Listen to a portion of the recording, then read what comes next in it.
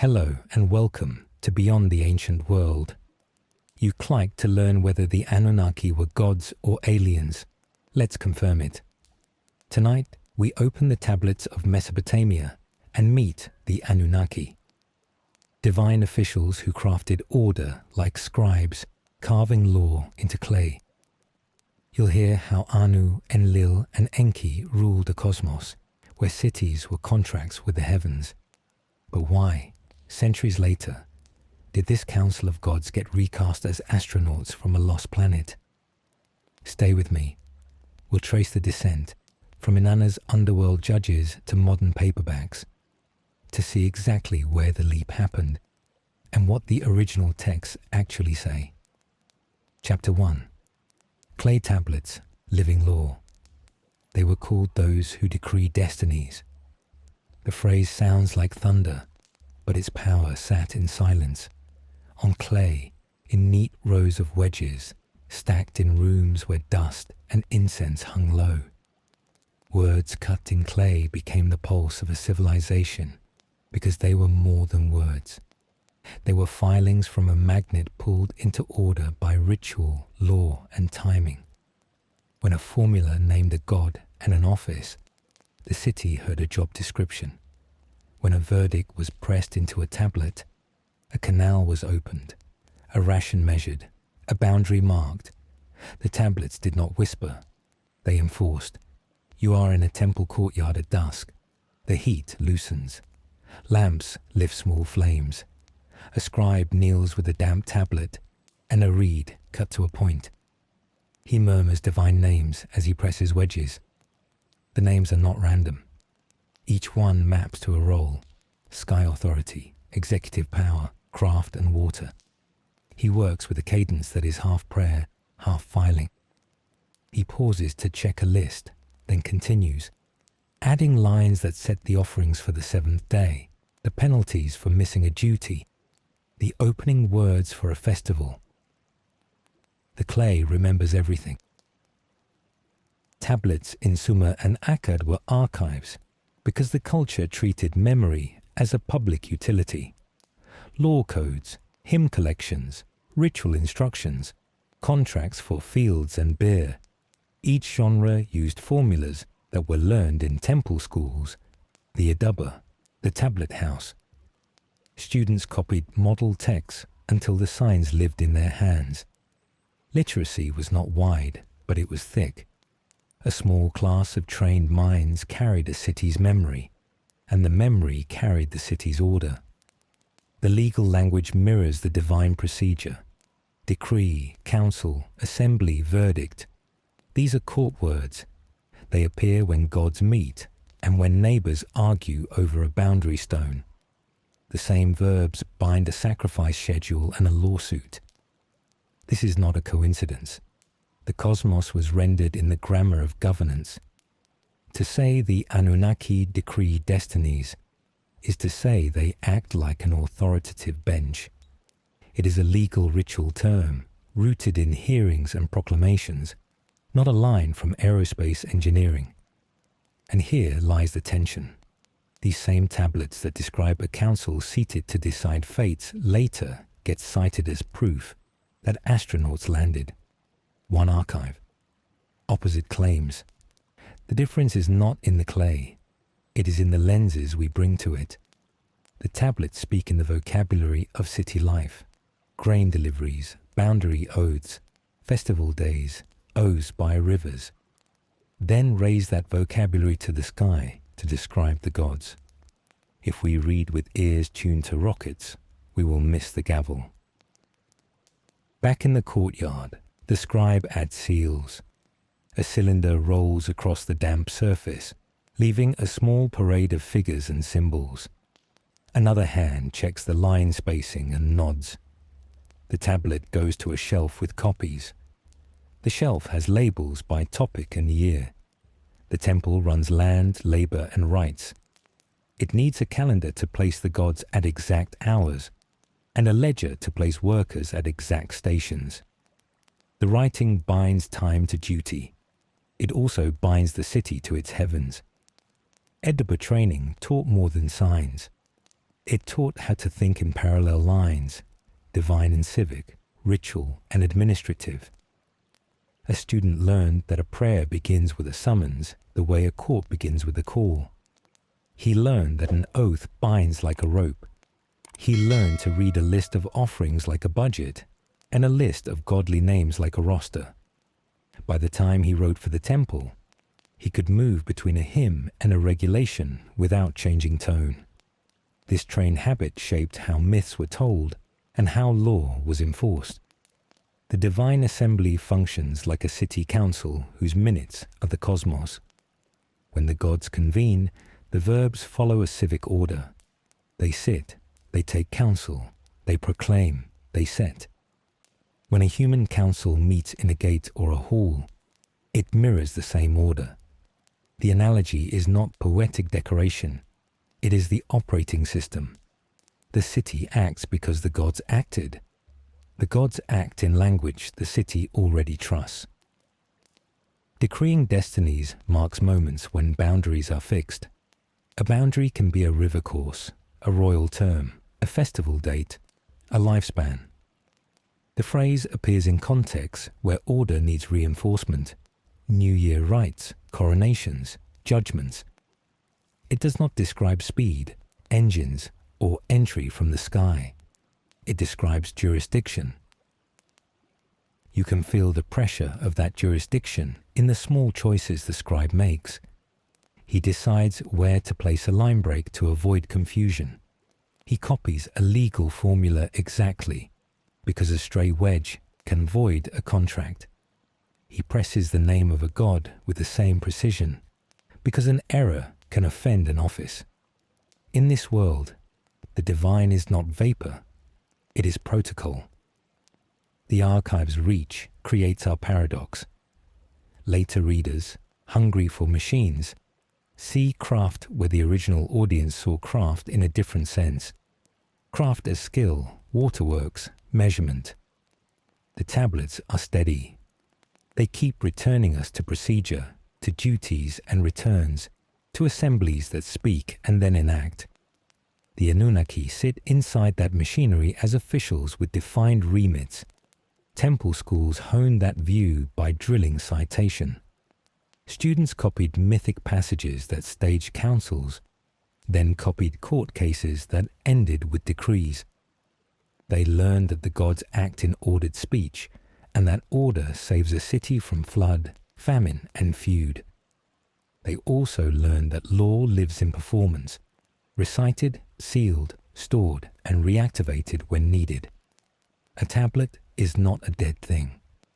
Take it down from the shelf, read it with rights, and the order it describes stands up again. So the same clay can be read as a ledger, a prayer, and a constitution. That is its strength. The best way to hold all three is to treat the archive as a courtroom cosmos. The myths stage hearings. The laws echo them. The rituals enact the verdicts. In that frame, the Anunnaki read as officers within a legal theological machine, not visitors from an orbit. Their power is procedural.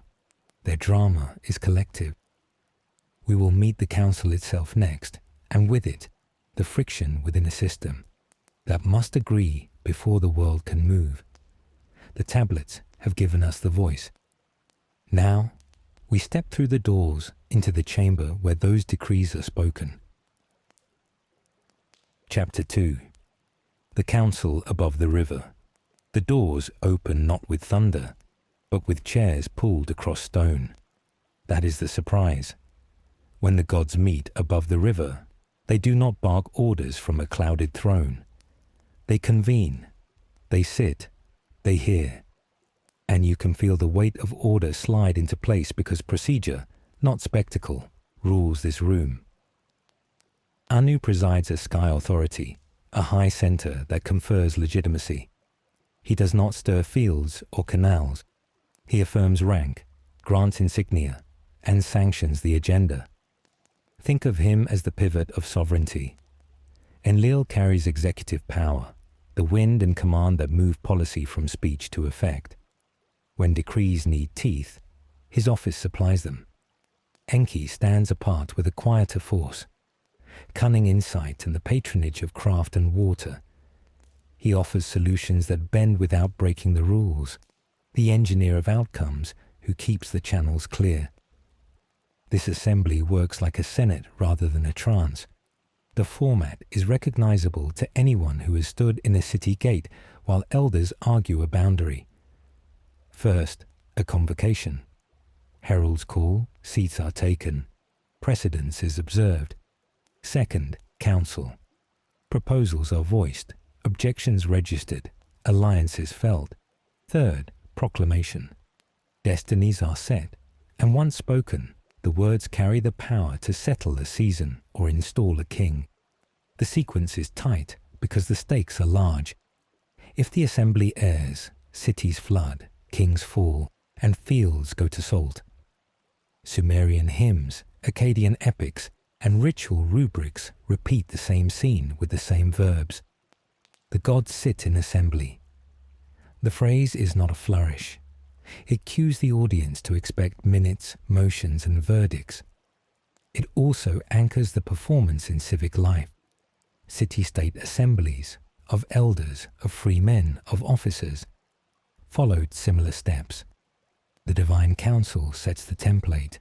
The human council copies it, or the other way around. Either path lands us at the same intersection. Politics as theology, theology as politics.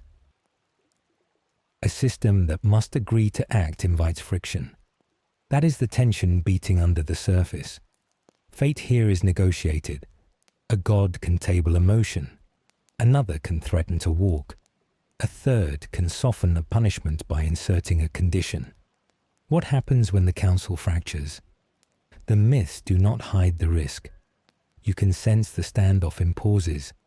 A proposed flood pushed by one office, a counterplan to limit damage from another, a last-minute concession that allows life to continue under new limits. Notice the room's architecture of power. Anu's sky chair sits highest, but it is a chair of ratification. Enlil's position commands resources and the operational arm, winds, orders, emissaries. Enki's place sits near the water jar and the scribal tools, where maps, measures, and oath formulas lie ready. Around them are seats for other powers, many called Annunaki as a collective of office holders, rather than a scattered crowd of free agents. Each seat carries jurisdiction. Each voice has a certain range. The Anunnaki matter here as the bench, the councillors whose shared function is to stabilize order by speech anchored in law. When the record says they proclaim destinies, it means they set limits and permissions that bind the calendar and the throne. The language feels procedural on purpose. It reads like minutes because the cosmos runs like a city. You are at the edge of the hall. The air itself feels different. Incense is low, not thick. Scribes sit with tablets cupped in their hands, ready to capture formula and vote. A herald calls silence. Anu signals the start. Enlil brings forward a matter of unrest among the lesser gods. Too much labor, too little rest.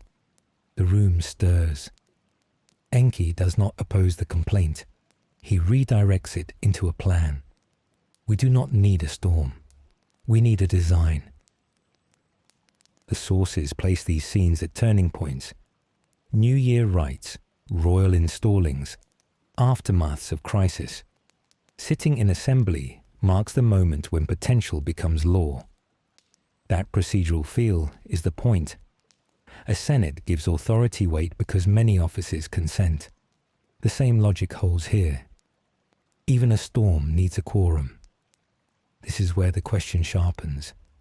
If fate is negotiated, then destiny is not a single voice from the sky. It is a coalition agreement. A decree stands because enough seats sign off. The clarity of that model explains why the myths can hold both severity and mercy without breaking. Enlil's executive drive can push for hard resets. Enki's craft can design limits that spare a remnant. Anu, as arbiter, can bless the compromise and make it stick. The analogy that helps here is simple. The divine assembly is a city council whose minutes are the cosmos. If the council assigns a river its course, the river's behavior becomes part of law. If the council mandates offerings on a cycle, the calendar's rhythm gains legal force. The machine runs because speech is binding. The gods legislate reality the way a city legislates streets, taxes, and watch patrols. And then comes the claim of greatest competence. This council will make humans, not as a romantic project, but as an answer to a management problem that has reached the docket. Labour has buckled. The lower ranks are in revolt. The council needs a workforce that will integrate with offerings, timekeeping, and canal maintenance. The pieces are on the table: clay, blood, words, and a schedule. Understanding the Anunnaki as structured authority clarifies why creation scenes look like a workshop attached to a courtroom. The material is earthly, the spark divine, the plan administrative. Offices decide parameters: lifespan, fertility, obligation, and those parameters mesh with the city's institutions.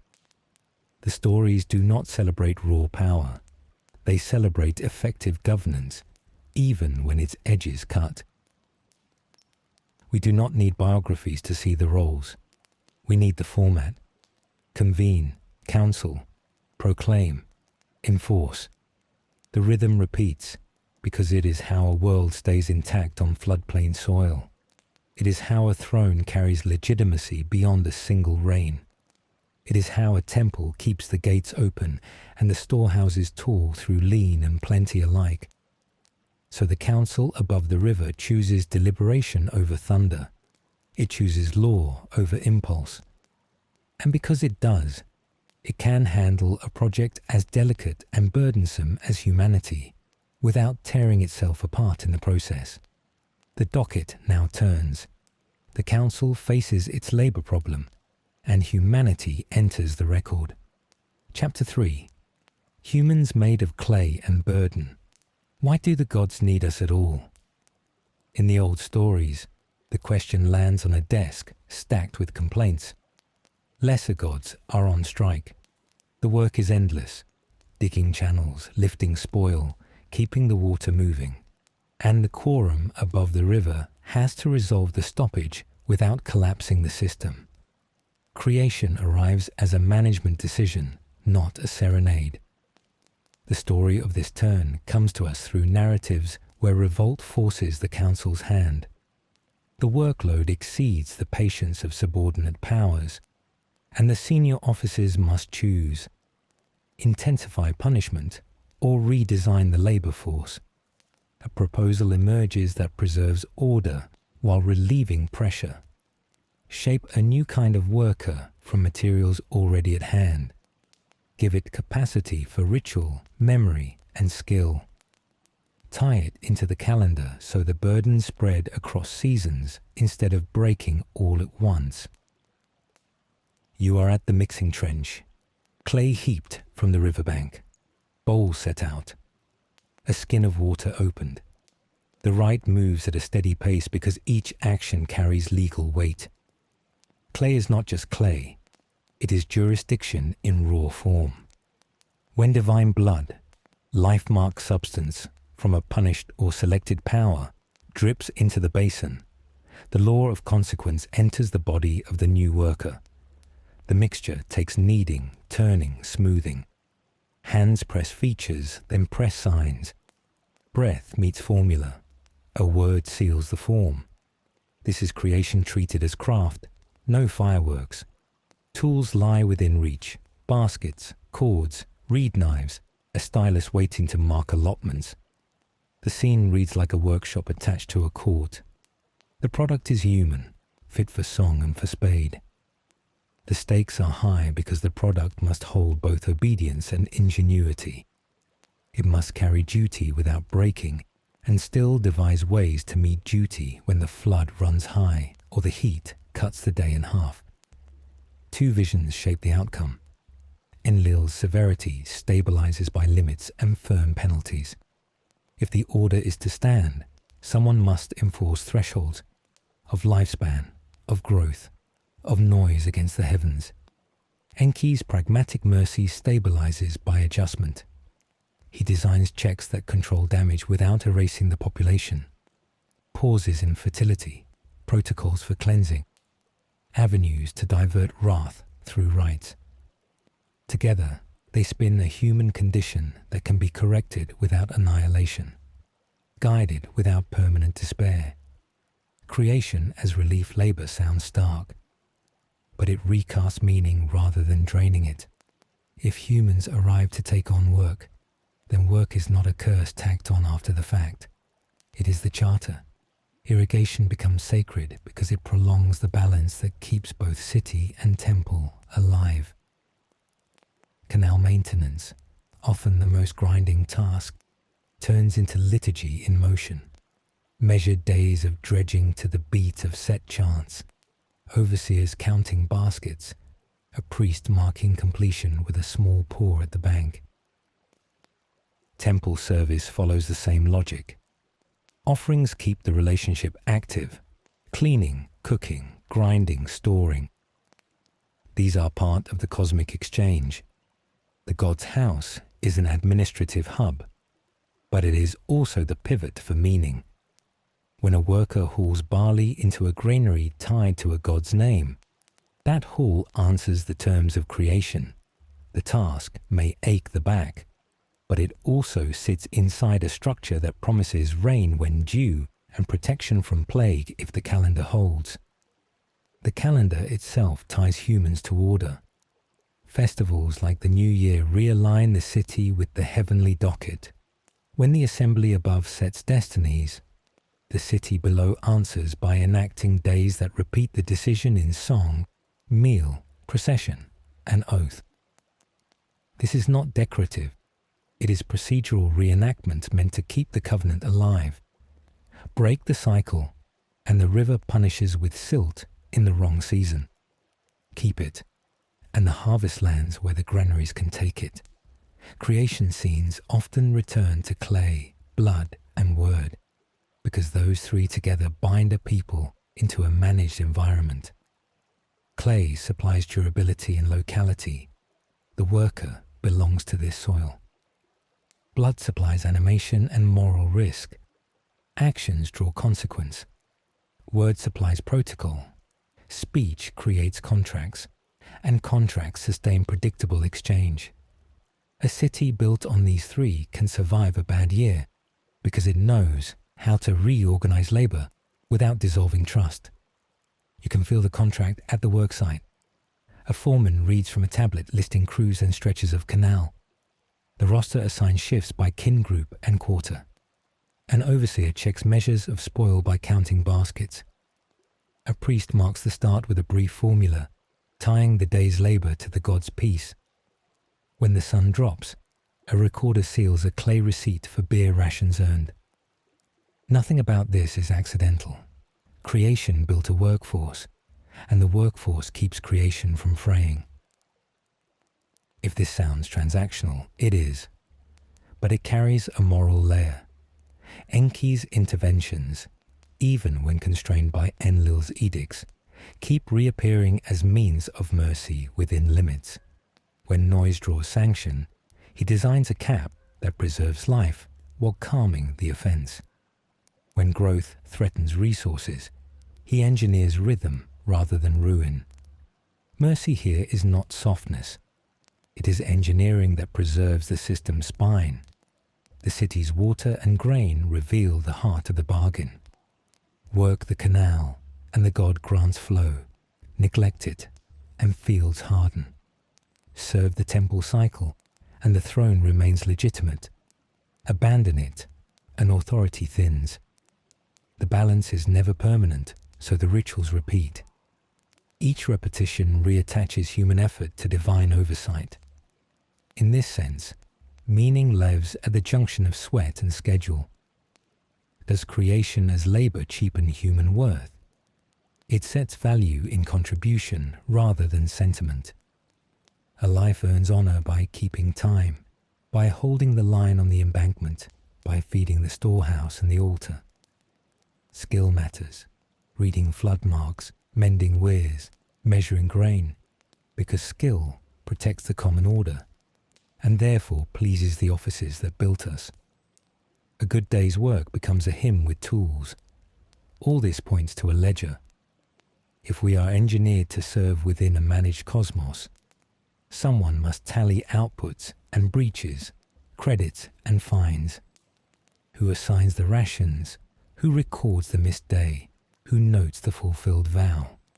The stories answer with the same cool clarity we've seen. The Annunaki maintain the economy of fate. They do not harvest. They supervise the rule book that makes harvest possible. So the mini payoff is clean. Humans are engineered for participation in a cosmic economy overseen by the Anunnaki. We are not afterthoughts. We are the system's maintenance crew, equipped with ceremony and craft to keep the channels open and the calendar audible. The weight of our role gives dignity to tasks that look small up close and decisive from above. That economy needs law. Law needs courts. Courts need judges. Chapter 4. Judges of the Underworld. The council above the river holds, but the scene shifts. The same officials who set calendars now descend by steps carved into earth. How did Heaven's council become the underworld's bench? Not by changing species, but by changing jurisdiction. The office follows the case, and death is the largest case a city knows. When life ends, the docket continues. You are on the stairwell. Torches burn low. Stone sweats. A gate clanks shut behind you with a clean final strike. Ahead, a hall opens, close and airless. 7 judges wait and do not smile. They are Anunnaki in a different room of the same courthouse. Their task is simple to state and heavy to bear. They hear, they weigh, they fix the terms of return, if any. In descent narratives, the threshold is the instrument. Entry strips status because the law below recognizes no ornaments from above. Garments come off, one gate at a time. Jewelry, scepters, crowns, each removed at a checkpoint. It reads like a security protocol that equalizes every entrant. Even Inanna, Queen of 1,000 Rights, passes through the same procedure. The officials do not move from their roles. The roles move from sphere to sphere. The tension is obvious. How can one group ordain life and weigh the dead? The answer sits in the logic of order. If the assembly proclaims destinies for kings and seasons, it must also mark the boundary where speech ends and silence begins. Order requires edges. Edges require judgment. Without judgment, boundaries dissolve. Without boundaries, nothing holds. The texts give a constant. 7 who pronounce fate. Names vary across cities and copies, but the function persists. The number stabilizes memory, a fixed bench that listeners can count, a ritual device that cues seriousness. When they speak, the speech carries the same weight you heard in the council above. A word here can stall a return, set a penalty, or approve a narrow path back to the light under terms that bind future cases. In the descent, enforcement looks like subtraction. Inanna arrives with power. The bench turns power into obligation. Layer by layer, the court removes emblems that once guaranteed protection.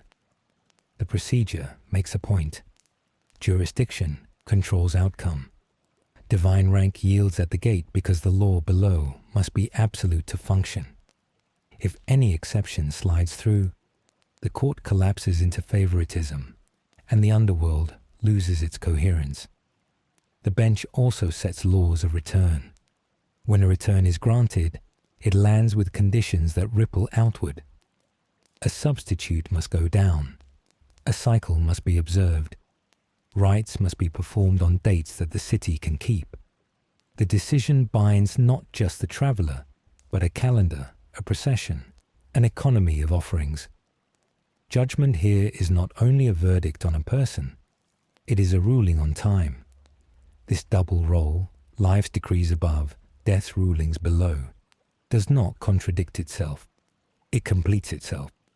The same legal machine that schedules planting and enthronement also governs endings, grief, and memory.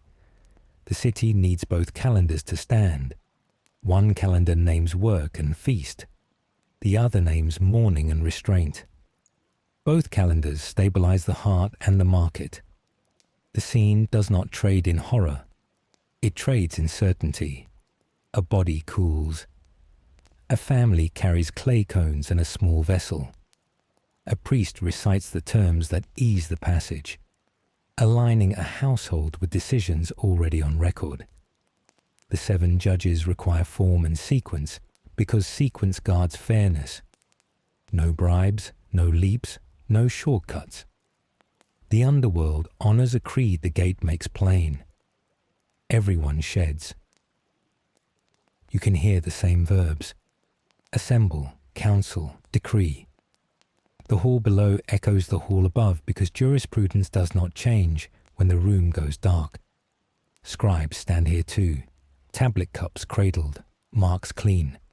Outcomes are recorded. Appeals are rare.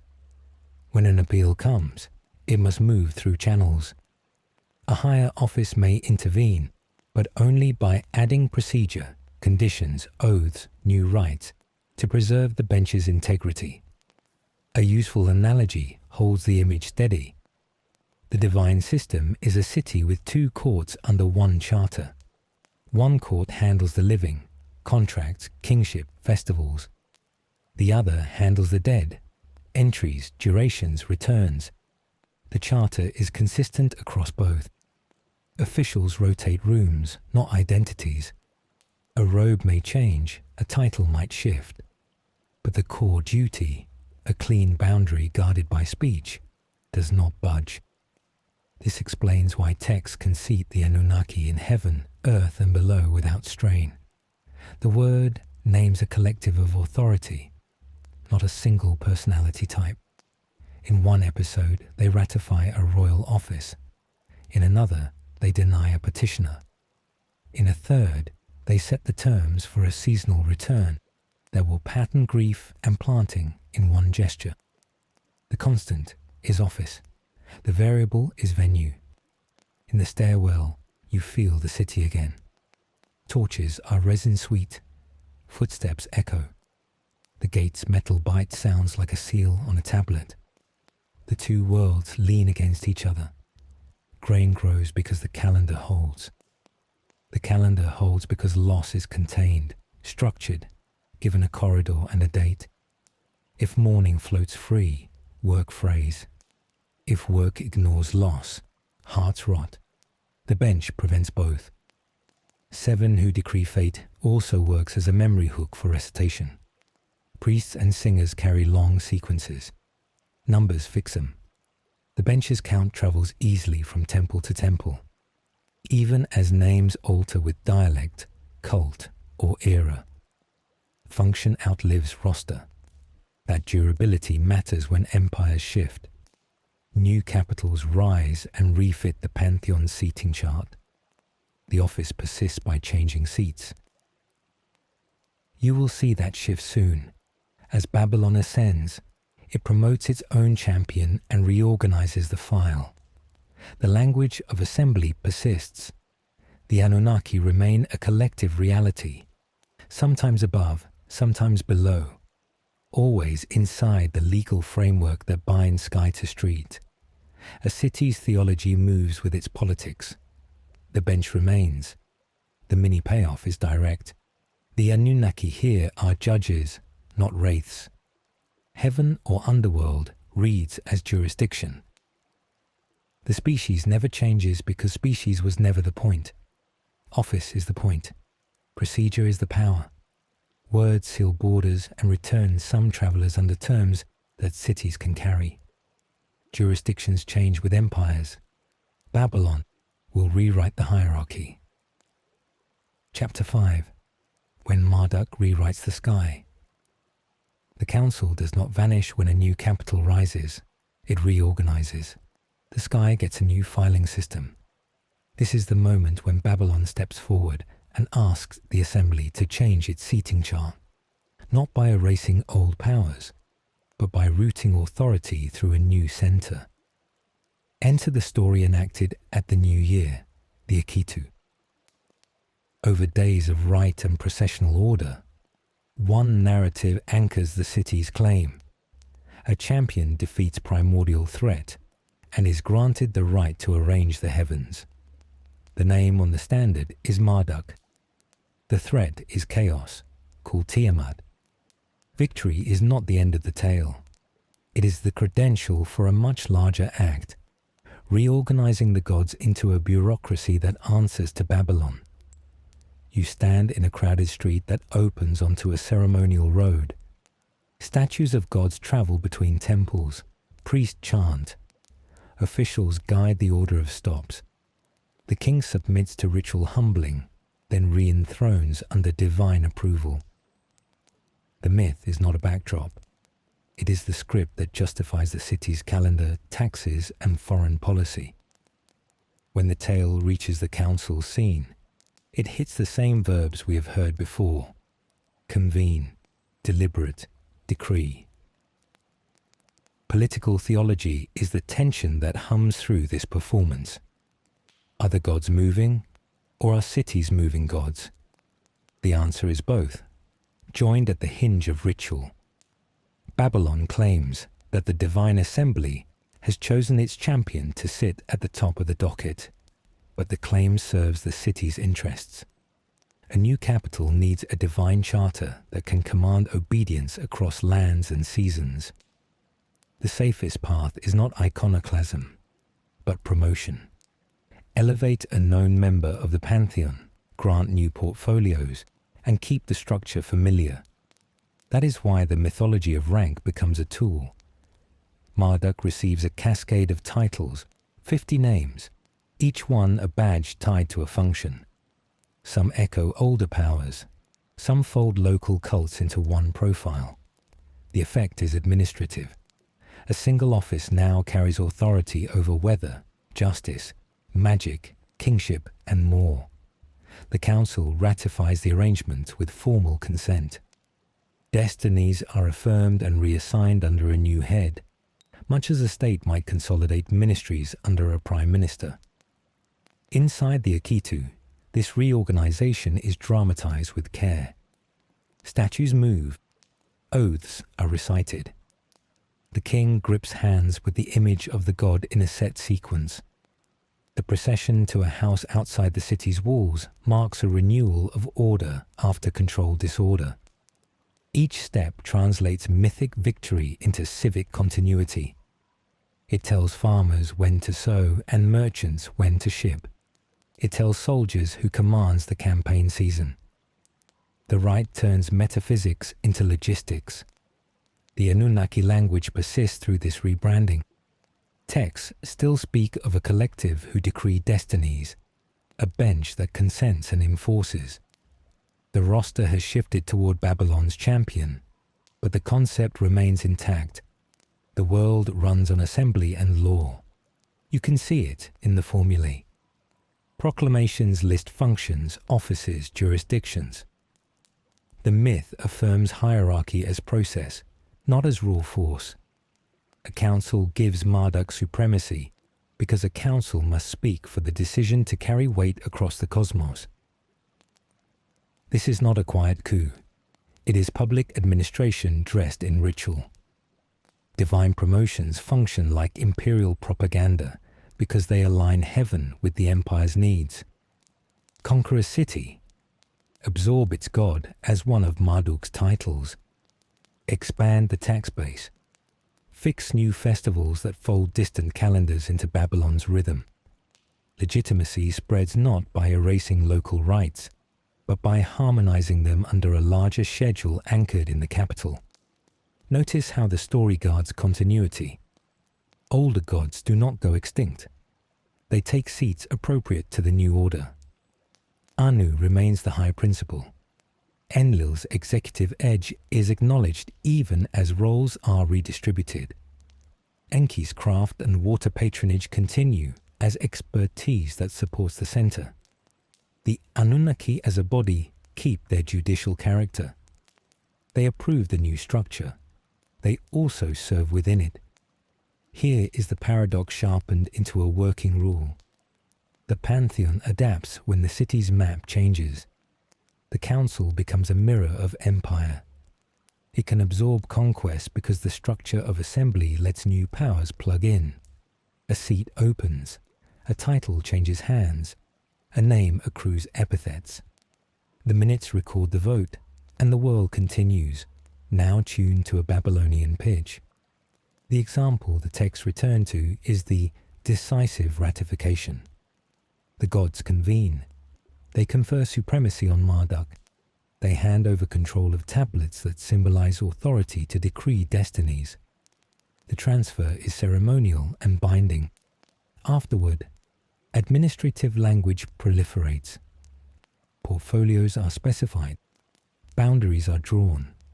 Subordinate gods operate like governors or secretaries, their actions legitimate because they run through the office at the top. Through all this, the phrase Anunnaki does not dissolve. It stabilizes identity by function. Whether the top chair is in Nippur, Eridu, or Babylon, the collective term names those whose speech binds reality to schedule. That is why later texts can keep the word while reshaping the hierarchy. An institutional concept survives roster changes far better than a biography would. The adaptability has consequences beyond the city's walls. When ideas cross into neighboring courts, they carry the model of a promotable high god and a consenting bench. The logic travels more easily than any name does. A conqueror can adopt the structure and fill it with local figures. A scribe can map a new king's claims onto an existing cosmic bureaucracy. This is how a myth becomes a toolkit. The mini payoff lands here. The Anunnaki endure as a concept because they map to governance, not biology. They define offices in a legal cosmos that can be restaffed without scrapping the constitution. When Marduk rewrites the sky, he files amendments. He does not delete the charter. As myths travel, the old gods change seats, sometimes even worlds. Chapter 6. Echoes in foreign courts. Do the Anunnaki vanish, or do they change their uniforms? The trail out of Mesopotamia suggests a transfer, not a disappearance. You can watch the office of older gods. Weighty, often underworld-leaning authority. Step into new courts where the language shifts, but the logic holds. The titles change. The bench remains. We start in Anatolia. Hittite ritual texts speak of venerating a group of former gods, powers consigned below, but still summoned when order needs depth charges. You can feel the shape we already know. A senior cohort placed out of sight, called on for sanctions, oaths, and repairs that cut beneath ordinary cult. These are not friendly household spirits. They are officials whose jurisdiction is the abyss. A king facing plague or oath-breaking seeks their gravity to anchor a remedy the surface rites cannot supply. Hurrian influence threads through these files. Courts, oaths, and inherited seats move from city to city with scribes and treaties. The old gods keep a collective identity even when the roster blurs. What persists is a function. Adjudication at the edge of life. Penalties with reach, permissions that reset a season. When a Hittite ritual feeds the former gods in dark vessels, it is paying court fees to the bench behind the wall. The sequence is familiar: summons, offering, proclamation. The nameplate reads different. The office inside looks the same. Cross into Greek poetry and you meet a structural cousin.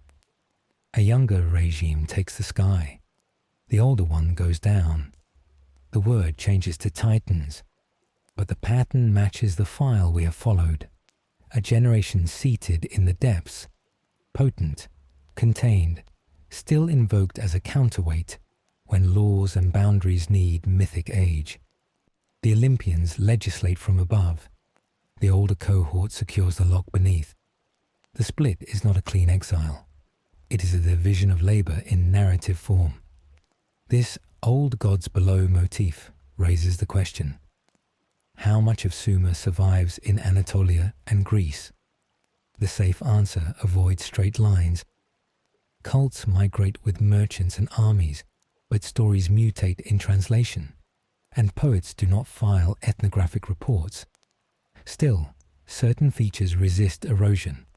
Fixed number groups recur, 7, 8, sometimes 12. These numbers help singers and priests hold sequences in the mouth.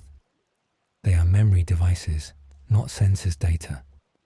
A bench of 7 signals gravity because a number fixes the ritual frame. The listener knows a verdict is coming when the count completes. The legal tone endures as well. Convene, counsel, decree. Even when the stage dressing changes, the verbs keep the same temperature. The underworld's court is not chaos. It is order's hard room. Sanctions are solemn. Returns, when they exist, come with terms. The logic reinforces boundaries rather than rupturing them. That is why old gods make sense as underworld judges across languages. They carry seniority and distance. They guarantee continuity by refusing exceptions without process. Set a careful boundary here. These are thematic parallels, not direct equivalencies. The Anunnaki are Mesopotamian deities formed in a specific legal theological ecology. Hittite former gods are not carbon copies. Greek titans are not translations. They are related by structure. Elder authorities relegated downward, still relevant, still invoked to stabilize rule. The family resemblance sits in function, not in lineage. Syncretism and translation drift do the rest of the work. When a story crosses a frontier, the host culture folds new figures into its own grammar of power. Attributes trade hands. Titles stack. A water god accumulates craft, or a storm god takes on judges' robes. But the underlying logic, a cosmos built like a city with councils, courts, charters, remains legible. Myths keep order by assigning tasks to offices. Names matter for devotion. Offices matter for system. Think in terms of uniforms. The coat changes with climate and court, but the insignia still mark rank. An underworld judge in Hatti wears different emblems than an Anunnaki in a Sumerian hymn. A Titan occupies a poetic prison rather than a Mesopotamian gate. Yet in each case, a deep bench stabilizes the story's lore. The cosmos maintains 2 courts under one charter. That charter insists on boundaries, rights, and consequences that can be performed by a city. The details shift to fit new calendars and capitals. The blueprint travels because it solves the same problems: harvest, oath, kingship, grief. Fixed number cohorts help the transport. 7 judges, 8 deep gods. A small, countable group keeps a ritual portable. Priests can memorize it. Scribes can standardize it. Audiences can trust it. The number becomes a seal of legitimacy. When a performer names the count, the room braces for verdict. Memory locks into place. Authority feels old. Now the tension. If ideas can migrate across empires, what stops them from leaping centuries into spacecraft? The answer lies in genre. These courts speak the language of law, cult, and city life.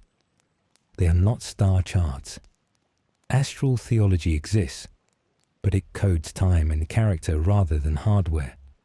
When underworld judges appear, they manage thresholds and sanctions through rites. They do not pilot machines.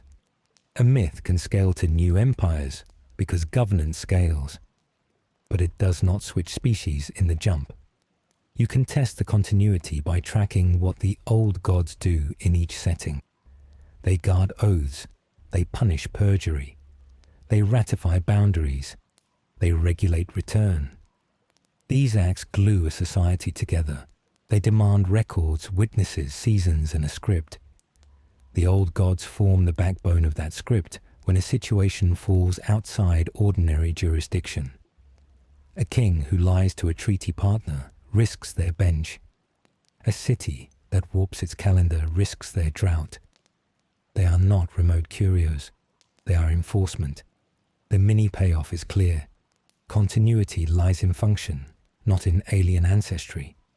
Whether the bench wears Sumerian names, Hittite titles, or Greek poetic masks, it serves the same role. Former rulers, now judges below, who hold the edge of order so the surface can prosper. The file survives because cities need it. As long as courts and calendars run, the old gods have work. Now we approach the modern leap, the page where gods become pilots. Chapter 7. The leap to Nibiru. When did clay signs become star charts? The turn happens late, and it happens in print. In the 20th century, a modern reading lifts the Anunnaki off the tablets and sets them in a spacecraft. A single word becomes a runway. A distant world gets a name.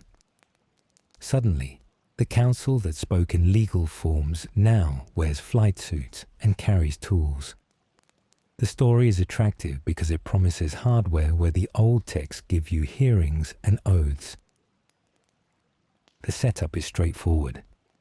A writer collects pieces, terms for gods, names of rivers, mentions of stars, and threads them into a voyage from a hidden planet called Nibiru. From there, the Anunnaki arrive as technicians. They mine, they manage, they leave. This reading pushes for engineering, orbital cycles, docking maneuvers, and metallurgy wrapped in mythic costume. It claims that cuneiform hid data about long paths in the sky and secret visits to the Earth. But the tablets do not say what the paperbacks claim. The tension sits between a romantic narrative and philological evidence. Cuneiform is slow, stubborn writing. Signs have values that shift by context but obey rules. Genres declare themselves at the top line: hymn, hymn, lament, lament, list, list. When a text announces an assembly, you know to expect council and decree.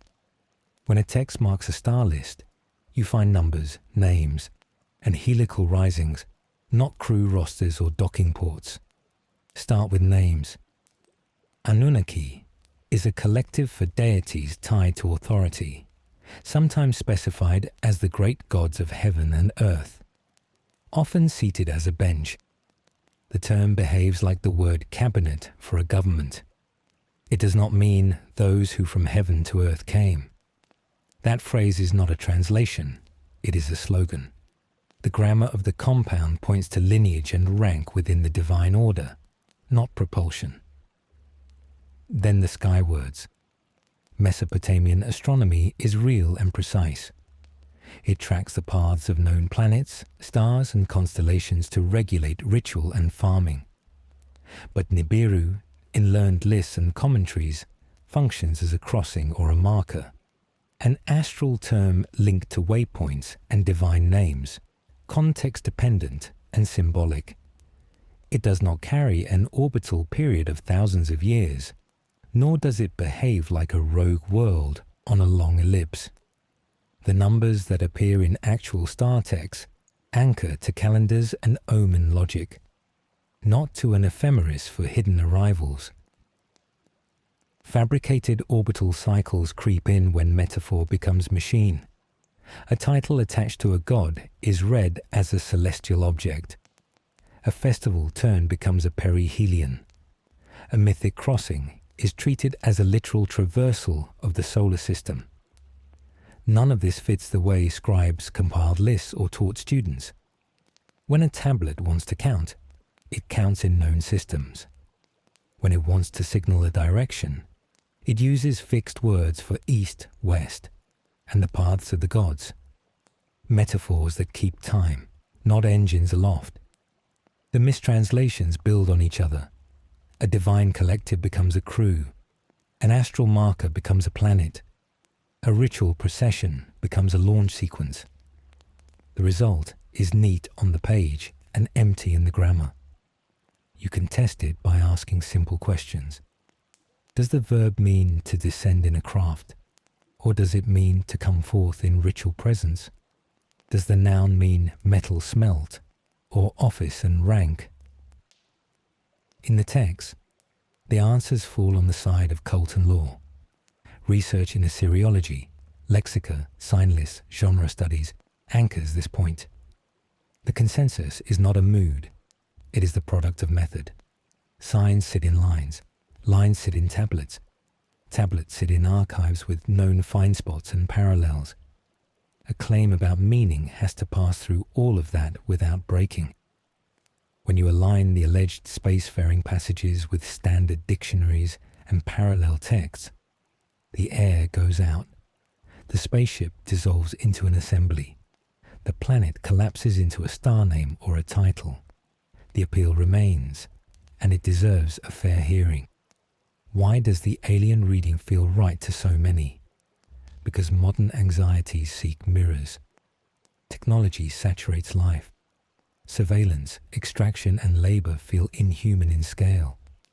The ancient creation scenes, humans mixed as a labor force, overseen by higher powers, look like a blueprint for corporate planets. A story about engineers from elsewhere soothes and alarms at once. It explains oppression as foreign. It promises secret knowledge that lifts you above the grind. But genre resists projection. The labor in those myths sits inside cult, calendar, and court. It is intimate, local, seasonal. It binds households to canals and temples with oaths. Surveillance there is ritual attendance. Extraction is barley quotas, audited by scribes with reeds and string. When a god sees, the word carries legal force, witnessing, not camera feed. To recast those scenes as industrial sci-fi is to trade the city's living law for a stage set with chrome. Consider one example closely. If Annunaki meant astronauts, we should find verbs of craft operation, nouns for mechanical parts, and contexts of travel. Instead, we see assembly verbs, sit, counsel, decree, and legal nouns, destiny, verdict, oath. Their actions concern kingship, festivals, boundaries, and death. They bless ploughs. They do not land pods. They sign off on enthronements. They do not refuel. Astral theology does cross the file. Stars map to gods. Planets carry divine names, but the function is symbolic and calendrical. A planet's appearance times a rite. A star's station cues a hymn. The sky is a clock and a register of character, not a docking schedule. When myth says a god crosses, it can mean a season's turn, a river rite, a boundary oath. The poetry is thick. The engineering is absent. We will test a case directly from a text soon, without helmets and without gloss. You will hear the bench language in his own cadence. You will hear the procedures that shape the cosmos like minutes in a council. No euphemisms, no leaps, just the words as they sit. The mini payoff lands quietly. The alien reading collapses under basic scrutiny, grammar, genre, and parallel passages. The clay does not draw star charts for visitors. It draws calendars for cities. It files verdicts.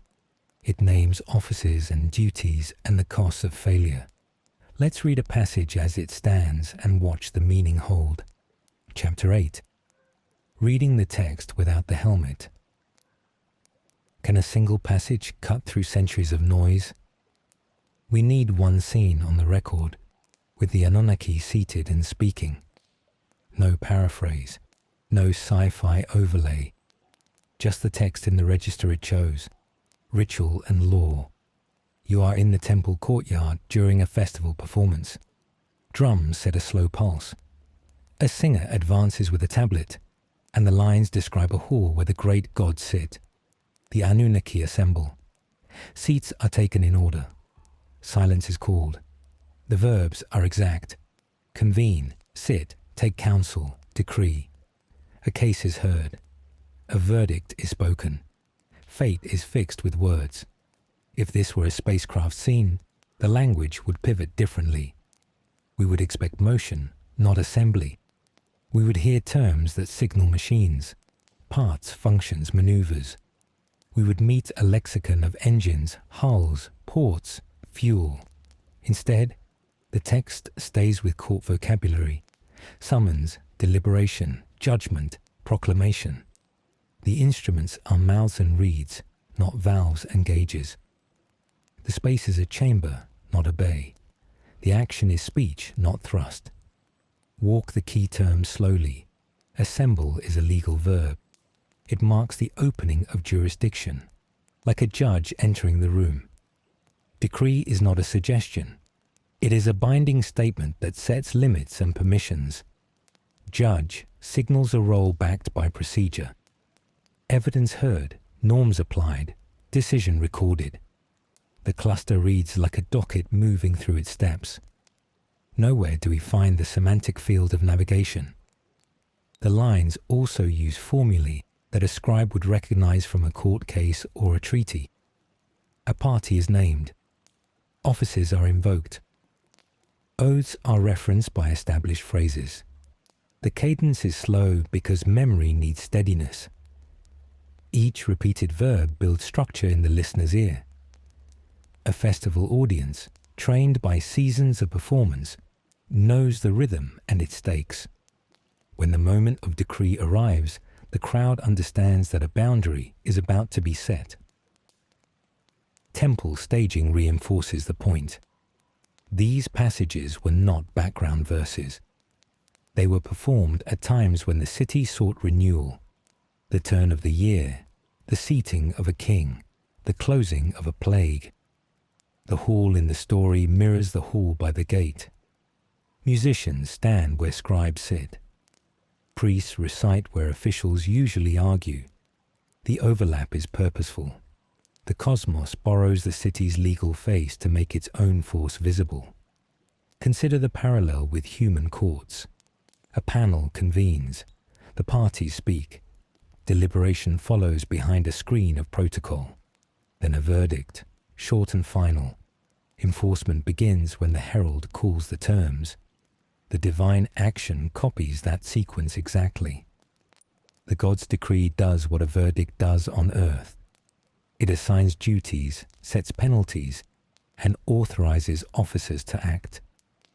The resemblance is not decorative. It is the operating logic that lets people believe the calendar will hold. A common counterclaim insists that stars mean planets and planets mean astronauts. But in these texts, astral language functions like a clock and a character map. A star marks timing for a rite. A planet carries the name of a god as an emblem of role. Astral theology assigns personality and schedule. It does not add hardware. When a god crosses, the word can signal a seasonal turn or a ritual transition, not a flight path between worlds. Calendrics, not craft.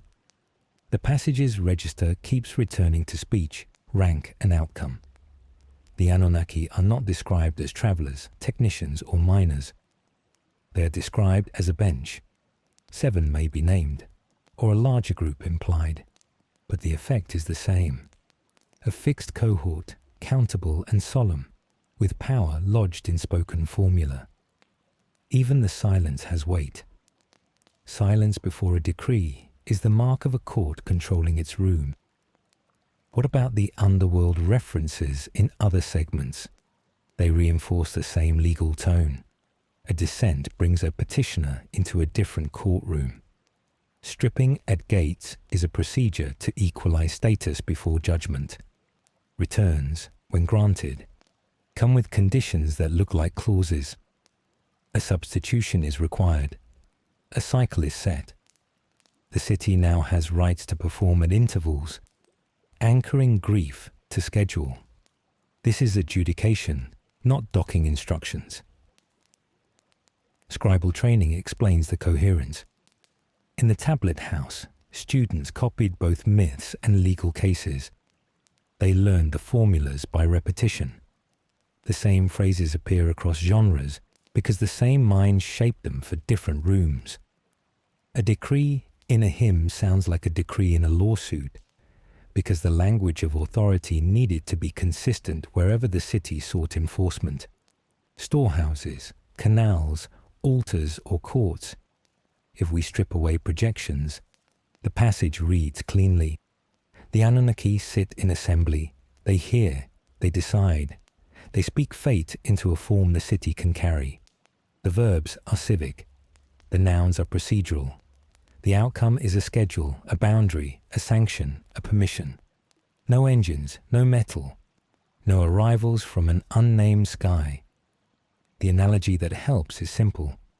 The text functions like minutes from a council meeting that happened to govern the cosmos. Not a flight manual. Minutes.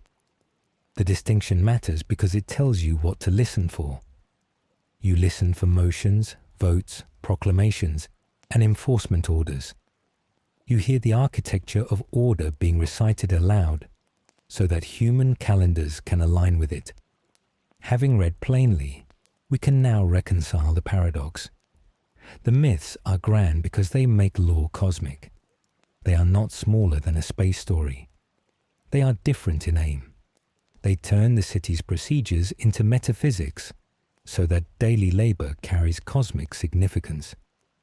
When a scribe marks a ration, it sits inside that decree. When a priest leads a procession, it echoes that bench.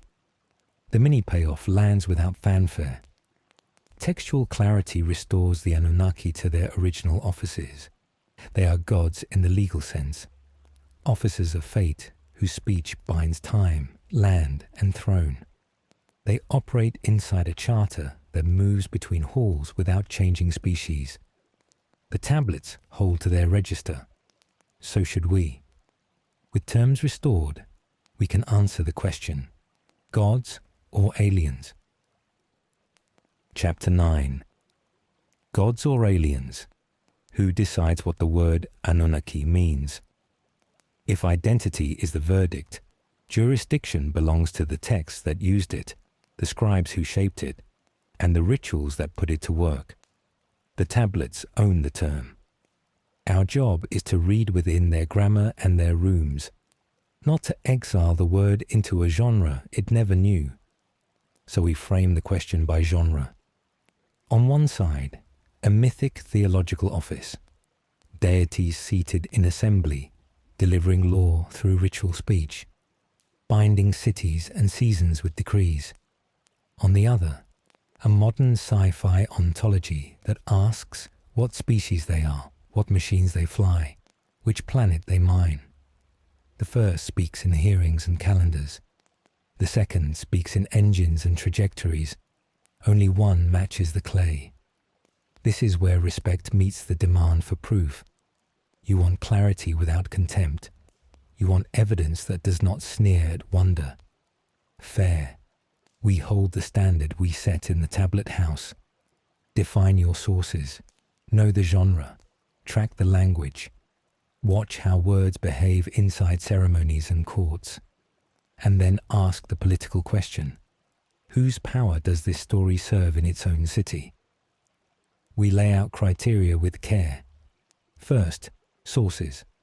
Work from tablets with secure context and parallels, not from compilations that splice across centuries without warning. Second, language. Cuneiform signs carry ranges of meaning constrained by genre and formula. Legal verbs act like legal verbs wherever they appear. Third, ritual context. If a line comes from a hymn or a festival script, it will follow the cadence of a rite, not a logbook. Fourth, political function. Myths ratify offices, borders, taxes, and time. They operate as charters. When you move through those gates, the reading settles. You find an assembly that convenes. You find decrees that legitimize kingship and assign offerings. You find judgments with terms. You do not find payloads. Across the disciplines that study these tablets, the consensus aligns. The Anunnaki are deities positioned as officials within a legal cosmic order. They are not travelers from a lost world. They are the bench that stabilizes this one. Think of them as the governing cabinet of the cosmos, not an away team. Cabinets hold portfolios, water, grain, storms, birth, death. They meet, they argue, they ratify, they enforce. A cabinet's power flows from procedure and consent, not from landing gear. When the word destiny appears, it means jurisdiction, not a flight plan. The modern appeal of alien readings deserves respect. They promise a different kind of wonder, technology hidden in myth, secret data folded into old lines, a sense that we live on the edge of a larger machine. They also reflect current fears, extraction at continental scale, systems so large they dwarf a person's life, surveillance that never sleeps. You look back and see engineers behind the veil. But the old wonder was already there. The myths offered a cosmos that answered labor with meaning. They fused law to harvest and memory to stone. They turned a city's daily work into a rehearsal of the world's order. The marvel is not a reactor core. It is that speech can hold a river's course and a throne's claim at once. If you strip the legal face from the gods, you trade a living charter for a set of props. So let's keep the verdict inside the rules we set. Sources speak first. The language holds. Ritual context governs tone. Political function explains why a story lives where it does. Measured against those criteria, the case is closed. The Anunnaki are gods, as the tablets define gods. Officers of fate who sit in assembly, issue decrees, and mark boundaries that human courts then mirror on the ground. That answer does not banish mystery. It concentrates it where the ancients put it, in the voice that can make time begin again each spring, in the silence before a verdict, in the small, exact work that binds a city to its promises. There is awe in protocol when the stakes are fields, oaths, and the lifespan of a throne. We also admit the modern hunger. Stories of starfarers satisfy the itch for scale. They flatter the solitary reader who wants to stand outside the city's web. But the tablets pull you back in. They insist that meaning lives in shared calendars, counted rations, a right weight on the scale, a gate that closes the same for everyone. The gods are not escape, they are order. One last lens sharpens the picture. Ask what the temples actually did all day. Not in theory, but in the ledger and the yard.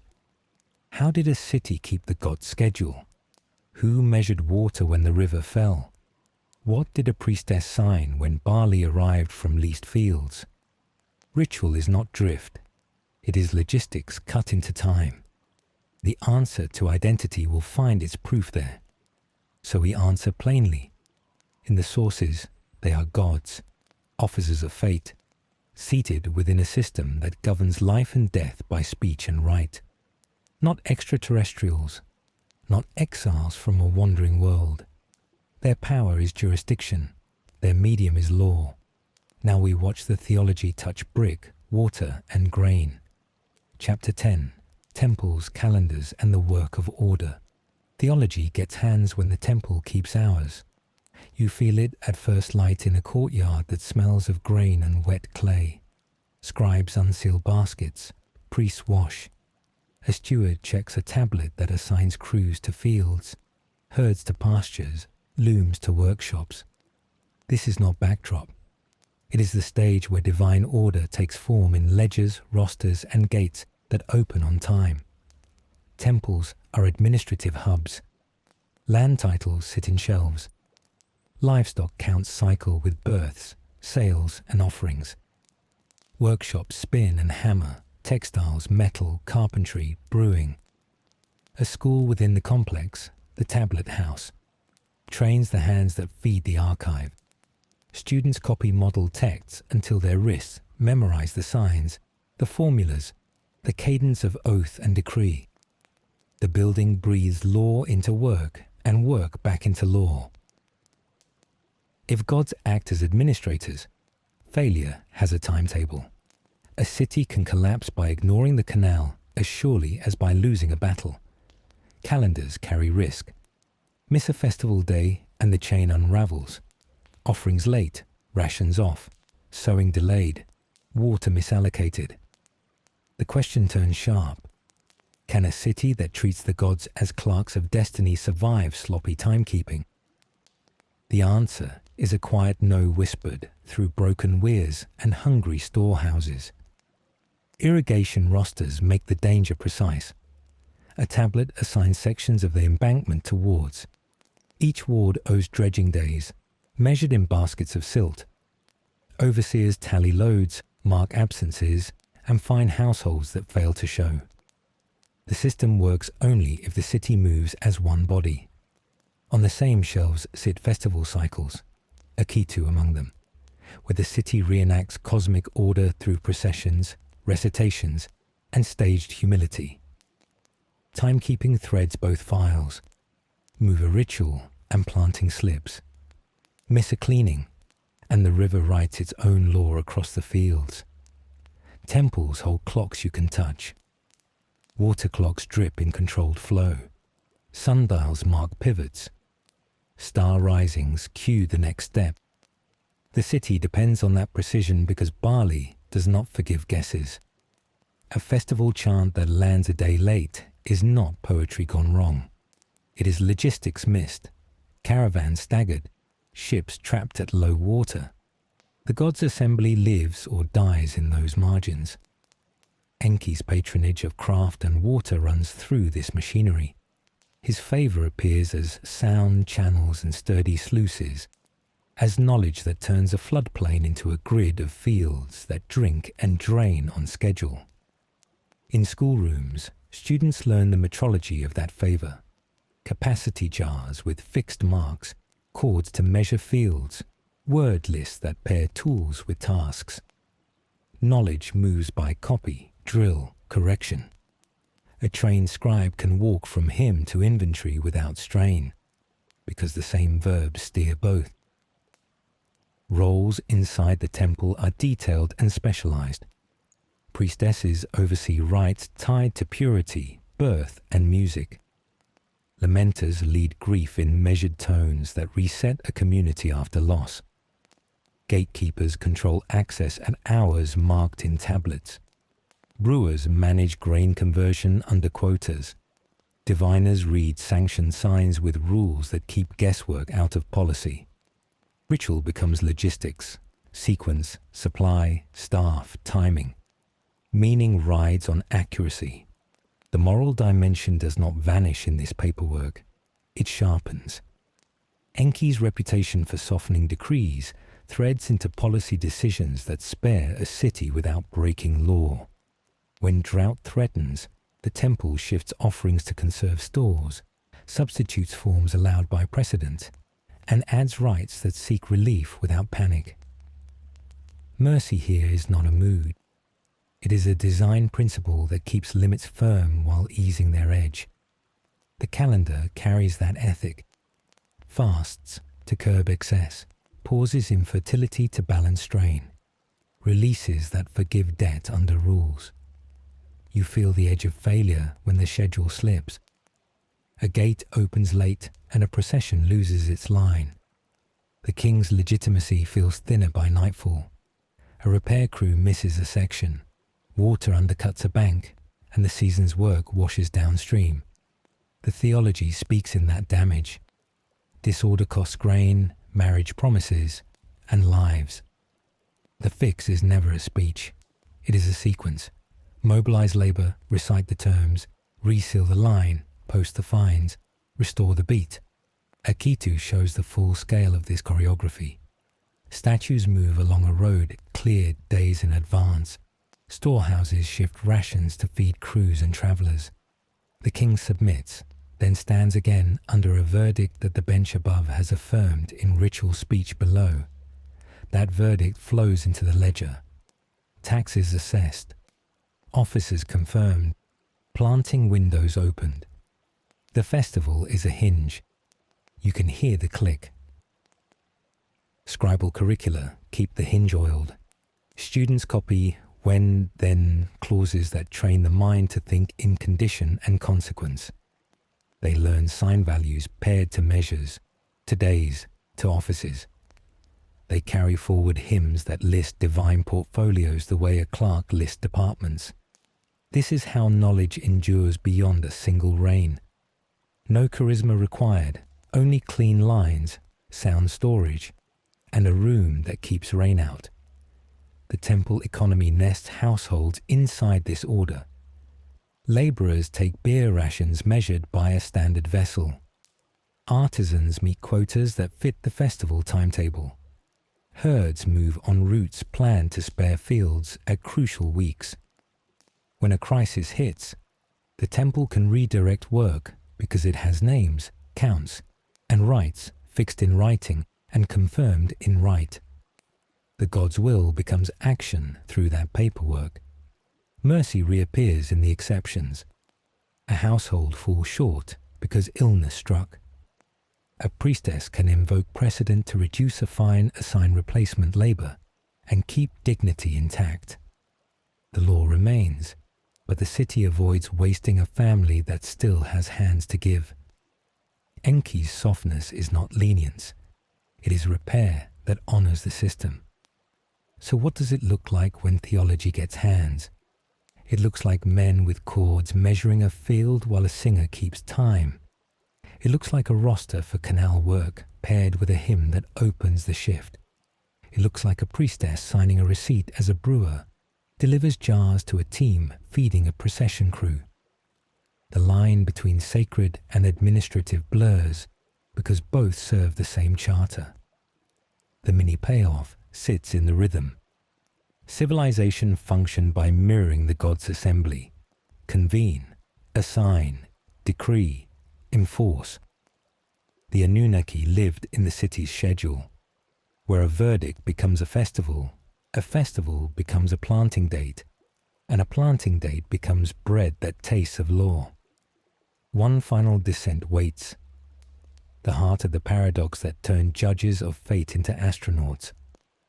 We have watched ledgers carry theology and canals carry decrees. Now we follow the idea to the place where the misreading first felt right. We can resolve the paradox and close the ledger. Chapter 11. The paradox resolved. How did judges of fate become astronauts? The contradiction has dragged whole libraries into orbit. On one side, divine administrators who sit in assembly, speak law, and bind a city to canals, calendars, and courts. On the other, spacefarers with engines and extraction plans. Both claim the sky. Only one lives in the grammar of the tablets. The gap is not small. It is an entire world view. Modern myth promises hardware. Ancient myth delivers order. Which grips us more? A ship streaking across the dark makes a clean, thrilling picture. But a world built on water, time, and law holds your life steady at the level where hours, rations, and vows meet. The older story asks you to believe in procedure. The newer one asks you to believe in propulsion. Both tap wonder. Only one can run a city. How did the shift happen? Slowly, across centuries, as stories crossed borders and picked up new uniforms. First came syncretism, the method by which one city's gods take the seats of another without breaking the charter. Then came romantic nationalism, eager to claim deep origins and secret wisdom, turning ruins into national epics. Add pulp publishing, which thrives on fast plots and bold claims that fit a cover. Finish with the marketing of mystery, the promise that a hidden pattern once learned will lift you out of the crowd. Each layer tilts the file away from lore and towards spectacle. The research insight is blunt. Myths adapt when they meet new empires. In antiquity, empire meant armies, roads, taxation, archives. Myths thickened around those engines because they explained why the empire's schedule matched heaven's. In the 20th century, empire was technology. Radio, rockets, screens, and a global market for the strange. The same adaptive mechanism now latched onto machines. The council became a cockpit because the age's ruling symbol had changed. We can see the pivot if we stand in the old rooms. You are under a high ceiling, near shelves that smell of clay and dust. A scribe copies a hymn with legal verbs, checks a ration list, returns to a creation line where clay and blood mix, under a spoken formula. Nothing in this room needs a spacecraft to feel large. It holds a city together. It files weddings, boundaries, canals, and kingship, under a charter that makes time itself a public service. The awe comes from durability. Now set the modern reading beside it. Take a city charter. Notice the clauses about the sky. Omens, risings, the path of a star that signals a festival. If you mistake that document for a flight manual because it mentions the sky, you will go hunting for engines on every line. A clause that times planting by Venus becomes a docking window. A procession becomes a launch. The analogy is tight. A city charter mistaken for a flight manual because both mention the sky. One governs citizens. The other would, if real, govern crew. Confusing them is costly. What keeps the older story feeling bigger is its ethical core. Judgment, mercy, labor, and law. Answer needs older than rockets. A bench that hears cases is not a special effect. It is a defense against chaos when grain runs thin. Mercy that adjusts penalties without breaking limits is not sentiment. It is engineering that saves a city from cannibalizing itself. Labor tied to a calendar gives dignity to sweat by placing it under a cosmic schedule. Law makes promises credible across seasons and reigns. These engines, ethical, procedural, concrete, move more lives than any ship in fiction. The modern reading offers an elegant escape. If beings from elsewhere made us for toil, then the pressure you feel comes from an alien boardroom. Charters and courts seem trivial compared to a secret orbit. The promise flatters. Learn the hidden cycle. Decode the signs. Stand outside the city's schedules. But the tablets pull you back to the gate, where a herald calls silence and a verdict sets the water roster for the month. You live here. The law speaks here. Your debts and weddings and harvests hinge on the rhythm that room declares. Tracing the shift helps us see why the alien story sells. Syncretism trained myth to move. Romantic nationalism wrapped ruins in pride. Pulp needed hooks and speed. Marketing turned curiosity into a brand. A single word like crossing could absorb an empire's symbol and emerge with a propulsive glow. The grammar never endorsed it.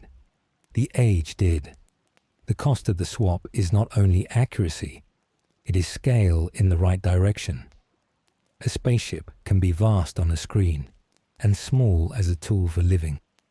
A calendar can look small on a tablet and be vast as a city's heartbeat. The older story binds you to neighbors by time, right, and duty. It gives you a way to repair a breach that is not violence. It promises renewal at the new year because the bench says time can begin again. That is the kind of wonder that fills a square at dawn. So wonder does not require a spaceship. It requires a cosmos with meaning. a river kept in its bed by a decree, a throne that outlives a strong man because the oath binds the successor, a gate that strips a queen and still returns her, under terms that teach a city how to grieve and plant. The choreography is intricate, human-sized, and cosmic in reach. The grand payoff lands with a quiet certainty. The Anunnaki are not aliens. They are the architecture of order in a world built on water, time, and law. They sit where protocols live. They move when jurisdictions demand. They speak so that the clay remembers, and the clay holds so that people can eat. Treat them as pilots, and you miss the machine they actually run. We have traced the leap and found the ground under it. The bench remains, the minutes hold, the calendar turns. The noise of rockets fades, and the drip of a water clock returns, steady, controlled, real. If this journey helped you understand who the Anunnaki really were, subscribe and share. Tell me where in the world you're listening from tonight.